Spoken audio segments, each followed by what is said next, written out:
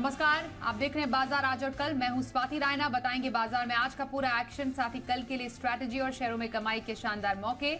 आप भी पूछ सकते हैं सवाल। हमारा फोन नंबर नोट कर लीजिए 02223001634 या फिर आप हमें 02223001635 पर कॉल कर सकते हैं।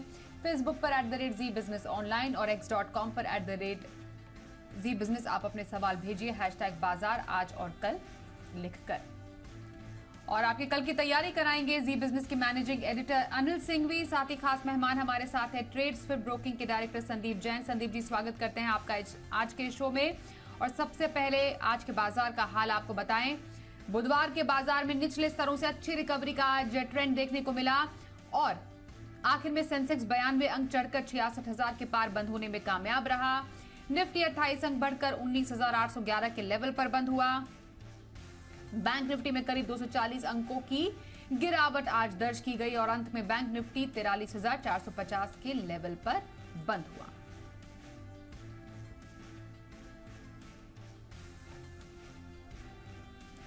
और आइए अब आगे बढ़ते हैं और जी बिजनेस के मैनेजिंग एडिटर अनिल सिंघवी से समझते हैं आज के बाजार से कैसे संकेत हमें मिले।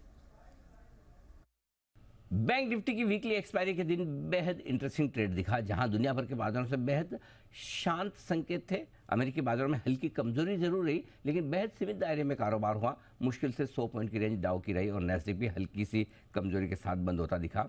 अमेरिका में फेड की बैठक के जो मिनट्स आए थे, उन मिनट्स में वही सब कुछ था जो आप पहले ही फेड चेयरमैन को सुन चुके हैं कि ब्याज दरों को लेकर वो अभी भी थोड़े से सतर्क हैं, महंगाई को लेकर सतर्क हैं और उससे हल्की फुल्की मुनाफा वसूली आती दिखी। रहा सवाल भारतीय बाजारों का, कल के अच्छे एक्शन के बाद भारतीय बाजारों के लिए एक संकेत और अच्छा ये था कि कैश मार्केट में ना सही लेकिन वायदा कारोबार में एफआई की तरफ से स्टॉक और इंडेक्स फ्यूचर्स में अच्छी खरीदारी थी।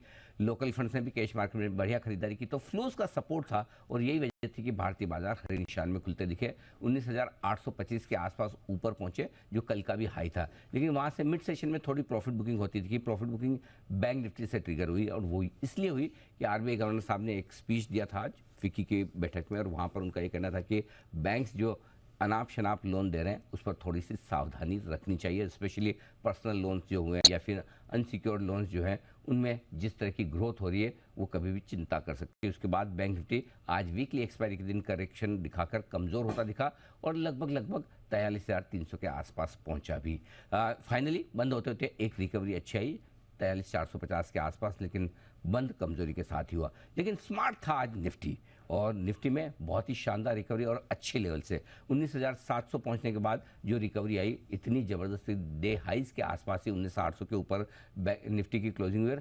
इस क्लोजिंग की खास बात यह है कि 16 अक्टूबर को जो हमने लो बनाया था लगभग 18,850 के आसपास का, वहां से जो तेजी बनी है 1000 पॉइंट की, जो इस पूरे रनअप का हाईएस्ट क्लोजिंग आज 19,800 के ऊपर पहली बार मिला है। तो कुल मिलाकर अब लाइफ हाई से मुश्किल से 400 पॉइंट दूर निफ्टी है। बैंक निफ्टी जरूर दूर है लेकिन निफ्टी बेहद करीब पहुंचता हुआ दिख रहा है, यानी कि एक अच्छा ट्रेडिंग सेशन। अब ब्रॉडर मार्केट में भी माहौल मिला जुला था। मिड कैप शेयर हल्के हरे निशान में रहे, लेकिन लगातार तीसरे दिन आज स्मॉल कैप शेयरों में प्रॉफिट बुकिंग आती दिख रही है, यानी कि कहीं न कहीं छोटे मझोले शेयरों को लेकर वो कॉन्फिडेंस बाजार का हल्का सा कम हो रहा है, या फिर यूँ कहें कि यहाँ पर अच्छी तेजी के बाद और लगातार लाइफ हाई बनाने के बाद थोड़ी बहुत प्रॉफिट बुकिंग आती हुई दिख रही है।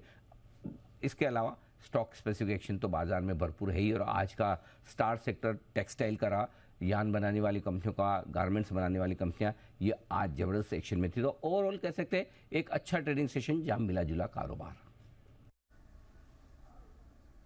आइए अब संस्थागत निवेशकों के आंकड़े भी देख लेते हैं। हमने देखा कि आज एफआईआईज यानी विदेशी संस्थागत निवेशकों ने कैश मार्केट में करीब 306 करोड़ रुपए की बिकवाली की। वहीं डीआईआईज यानी घरेलू संस्थागत निवेशकों ने करीब 721 करोड़ रुपए की खरीदारी की है।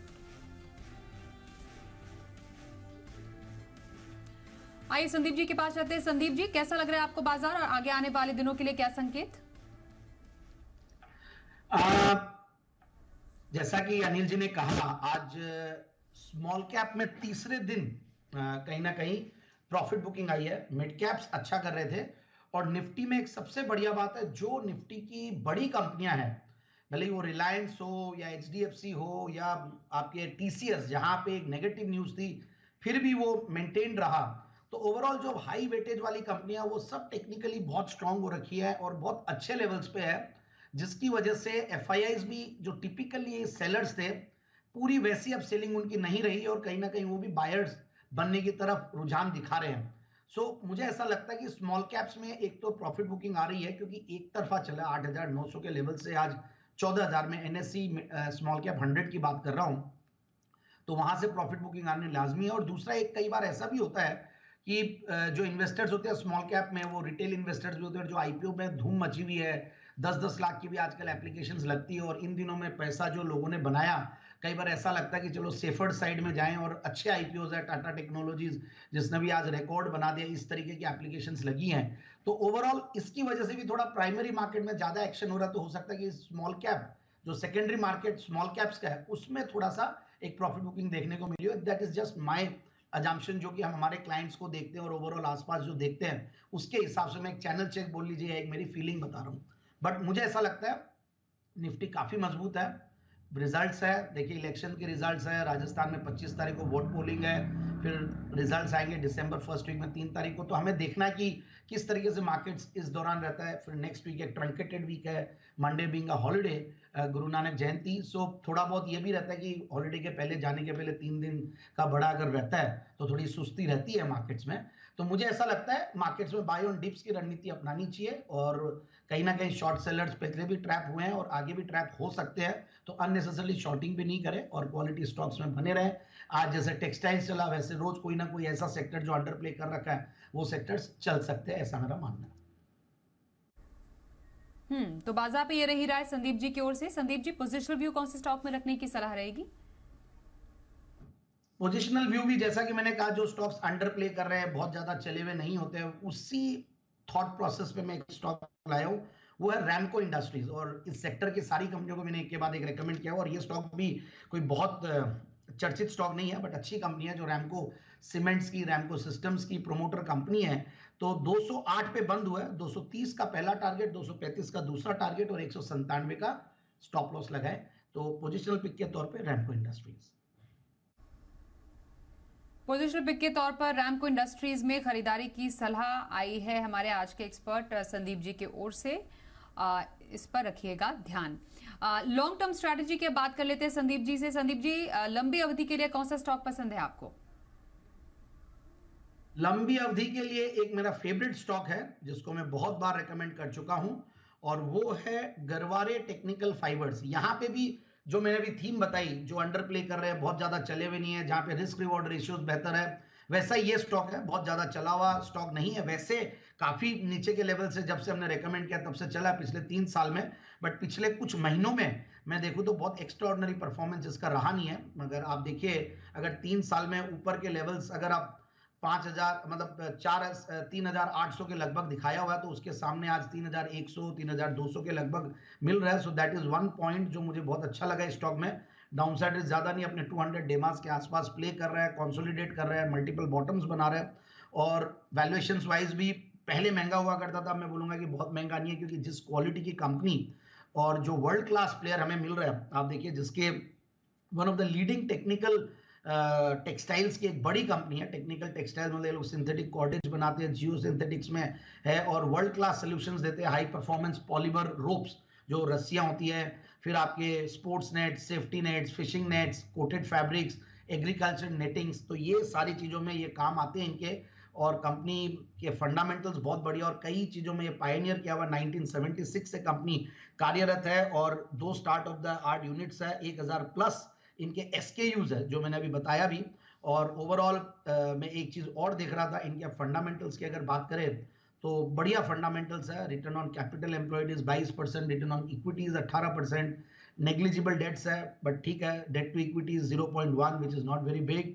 और कहीं ना कहीं जो सेल्स की ग्रोथ है वो भी 11-12% के लगभग है पिछले 3 साल की, और प्रॉफिट की कैगर 7-8%। सो ओवरऑल यही एक रीजन है कि बहुत ज्यादा मतलब ग्रोथ उस तरीके से नहीं आई, और इसलिए अंडर प्ले भी कर रहा था, but it is being priced इन। और नेट प्रॉफिट मार्जिन बढ़िया, 13-14% की नेट प्रॉफिट मार्जिन पे कंपनी काम करती है। सितंबर क्वार्टर के मैंने रिजल्ट्स देखे तो 61 करोड़ के पैट के सामने 68 करोड़ का पैट था सितंबर 2023 में। सो ओवरऑल टीटीएम बेसिस पे हाईएस्ट एवर प्रॉफिट्स पे कंपनी बैठी है, और इस बार क्वार्टर में इनके जो प्रॉफिट्स है, ऑपरेटिंग प्रॉफिट मार्जिन्स 18-19% रहता है, जो कि 20% के लगभग इन्होंने मेंटेन किया है, which is again very impressive. So overall I feel कि it's a great stock. FIIs DIIs का गजब का भरोसा, 18% के लगभग होल्ड करते हैं और अच्छे डीआईआईज एफआईआईज इसमें इन्वेस्टेड है. और मुझे लगता है कि इस लेवल पे ये स्टॉक बढ़िया है. और जो लॉन्ग टर्म टारगेट है वो मैं 3470 और 3550 का दे रहा हूँ, और कम से कम आगे के 6 से 9 महीने की अवधि के लिए. 6 से 9 महीनों की अवधि के लिए गरवारे टेक फाइबर में खरीदारी की सलाह आई है संदीप जैन की तरफ से. आइए पहले कॉलर से बात करें. सोलापुर से किशोर जी इस वक्त हमारे साथ है. नमस्कार किशोर जी, बताइए कौन सा स्टॉक आपके पास है? Hello ma'am. नमस्ते, पूछिए. हेलो, सुन पा रहे हैं किशोर जी, सवाल पूछिए.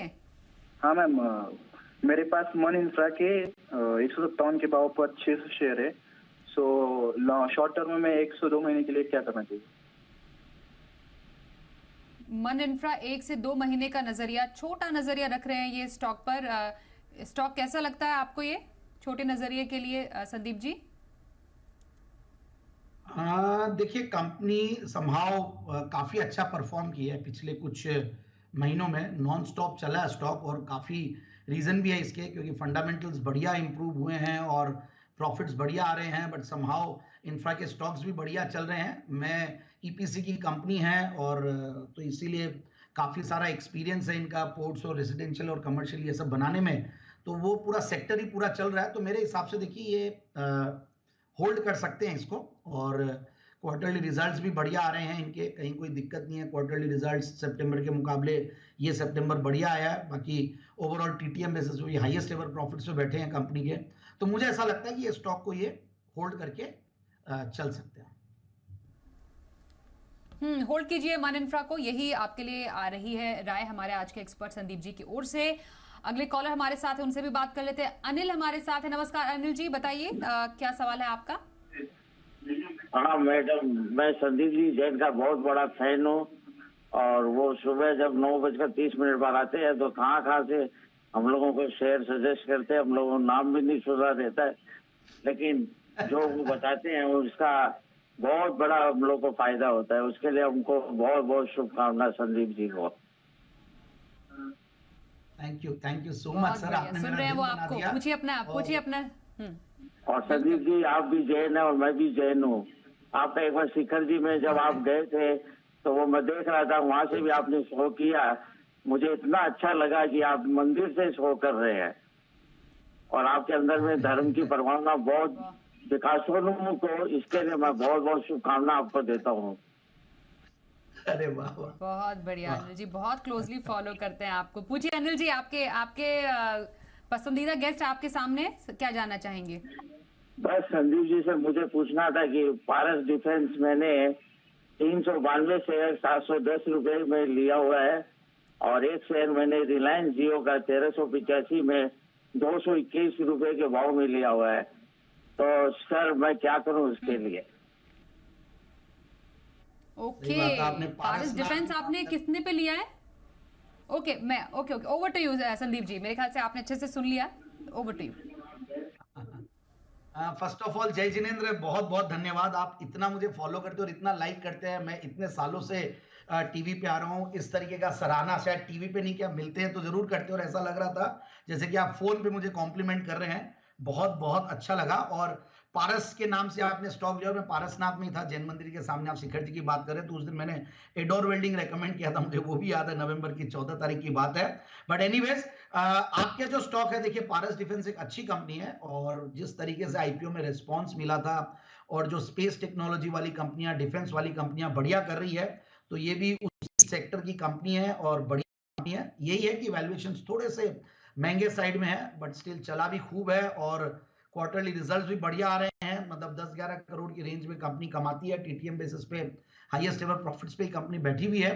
तो मेरे हिसाब से पारस डिफेंस में फ्रेश एंट्री तो नहीं, but he can continue holding it, क्योंकि एफआईआईज डीआईज भी करीब 3% के लगभग होल्ड करते हैं, एंड काफी सारे नामी ग्रामी इन्वेस्टर्स भी इन्वेस्टेड रहे हुए हैं. बट ये है कि फ्रेश एडिशन नहीं करें. और रिलायंस जियो की अगर आप बात कर रहे थे, तो रिलायंस जियो में आज भी मुझे काफी लोग पूछते हैं सवाल, और आज भी कोई जना मुझे पूछ रहा था सुबह, तो मैं यही कहूंगा कि कंपनी अच्छी है, बट फाइनेंशियल सर्विसेज की कंपनी के एग्रेशन को लेकर अभी जो हमारे रिस्पेक्टेड रेगुलेटर, जो कि मैं बोलूंगा कि बहुत अच्छी प्रोएक्टिव स्टेटमेंट्स और प्रोएक्टिव उन्होंने सजेशंस दिए इंडस्ट्री को, तो एग्रेशन के ऊपर सर्टेनली वो लोग नोटिस रख रहे हैं। तो हो सकता है कि जिस तरीके की एक अनब्रिडल्ड ग्रोथ आ रही थी, जो एनबीएफसीज के रिजल्ट्स आ रहे थे, जो ग्रोथ आ रही थी, हो सकता है कि वहां पे अभी एक नया जो उन्होंने अभी अनसिक्योर्ड लोन्स के ऊपर लगाया, तो उसकी वजह से थोड़ा सा एनबीएफसीज और बैंक्स अंडर प्ले कर रहे हैं। बट 1-2 साल का नजरिया रखे, कम से कम भी 1.5-2 साल का नजरिया रखे, तो Jio financials can do very well. और सर्टेनली देखिए, रिलायंस ग्रुप की कोई कंपनी हो और इतना बड़ा वो लोग सेटअप लेके बैठे हुए हैं, और उन्होंने रिटेल में भी धमाल मचाया, टेलीकॉम में भी मचाया, तो इस तरीके से मुझे लगता है कि फाइनेंशियल्स में भी अच्छा करेंगे। सो कंटिन्यू होल्डिंग इट, और एडिशन करना है तो थोड़ा थोड़ा स्टैगर्ड वे में नीचे आने पे ऐड भी कर सकते हैं। बिल्कुल, तो रही आपके स्टॉक्स पर राय संदीप जी की तरफ से। अगले कॉलर से भी बात कर लें। कोलकाता से दीपक जी हमारे साथ हैं। नमस्कार, बताइए कौन सा स्टॉक नमस्ते पर मैम। सवाल है? नमस्ते संजीव जी।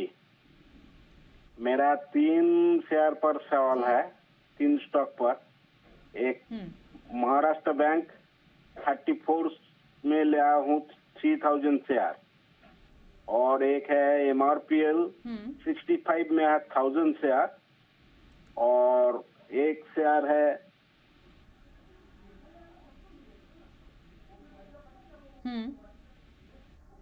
जी, और भी कोई शेयर है?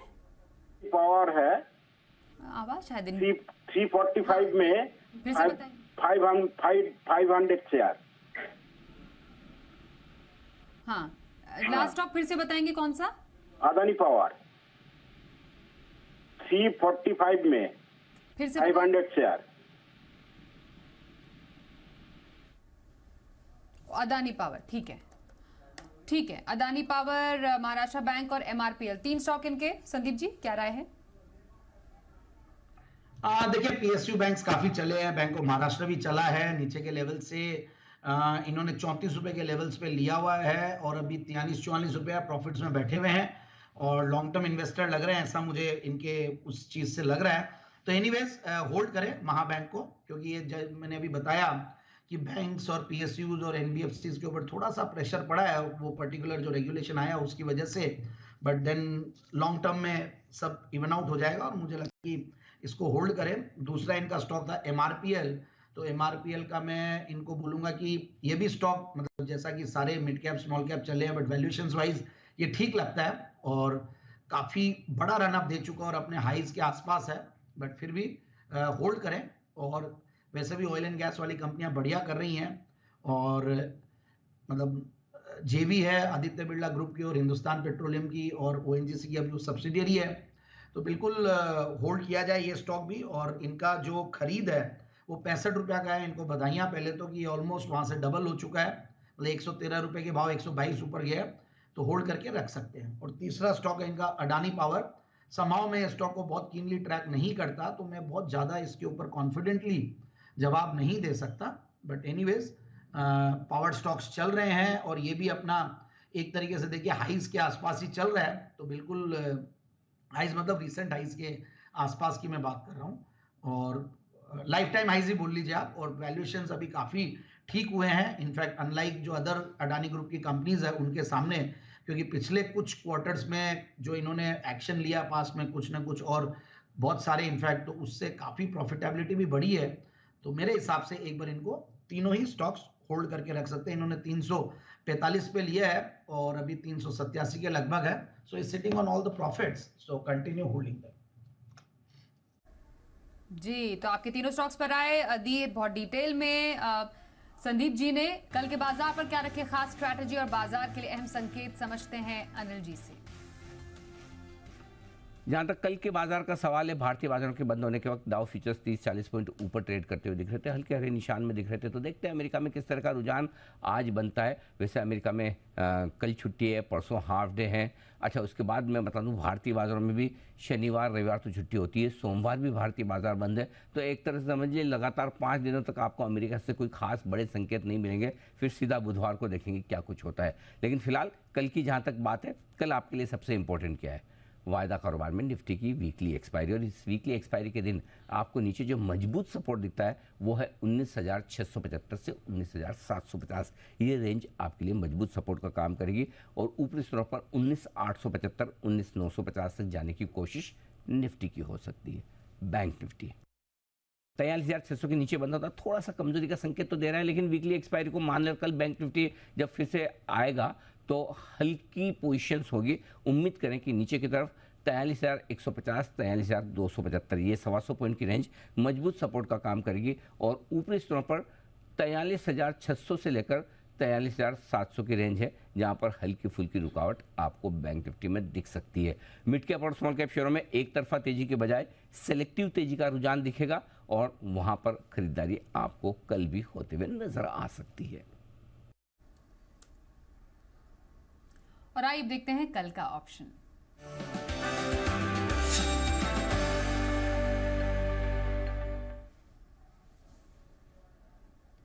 हमारे साथ है एसएमसी ग्लोबल के नितिन मुरारका। नितिन जी, स्वागत करते हैं। कहां पर मौके आपको कल के बाजार में नजर आएंगे?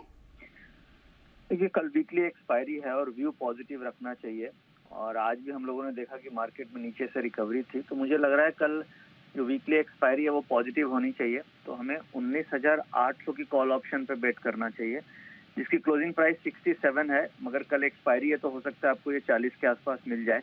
कोई भी ड्यूरिंग द डे अगर 40 के आसपास मिलती है तो खरीदना है, और उस समय स्टॉप लॉस आपका बनेगा 18 रुपए का, यानी आप 40 में खरीदेंगे और 18 रुपए का स्टॉप लॉस बनेगा, और 40 पे आपको मिल जाती है तो आपका टारगेट करीब 75 से 80 रुपीज बनेगा। यानी मैं ऐसा मान रहा हूँ कि जो एक्सपायरी होगी वो करीब 19,875, 900 की तरफ हो सकती है, 19,900 की तरफ। तो हम कॉल ऑप्शन पे बेट करेंगे 19,800 की, जो 40 पे के आसपास लेनी है, 18 का स्टॉप लॉस और 75 का टारगेट। जी, धन्यवाद करेंगे नितिन जी कल के बाजार में ऑप्शन स्ट्रैटेजी के लिए। और संदीप जी, कल के बाजार में आपकी तरफ से पिक? आज का जो इंट्राडे पिक है वो HUL है। इनफैक्ट मैंने देखा कि ये सारे जितने भी FMCG स्टॉक्स है वो उतना प्ले नहीं कर पाए जितना मार्केट्स कर रहे हैं। और मैं थोड़ी देर पहले जब ओपिनियन दे रहा था मार्केट का, तो सारे लार्ज कैप्स और जो वेटेज वाले स्टॉक्स है वो सब अंडर प्ले कर रहे हैं और अच्छे लेवल्स पे। वैसा ही एक HUL भी है। वैल्यूएशंस के लिहाज से जो बहुत महंगे लगते थे, हुआ करते थे 70-80 के पी मल्टीपल पे, वो आज 55-57 के पी मल्टीपल। बट एनीवेज, मैं FNO के तौर पे ला रहा हूँ, और इंट्राडे तो बहुत ज्यादा फंडामेंटल्स पे नहीं जाते हुए 2522 पे स्टॉक बंद हुआ है।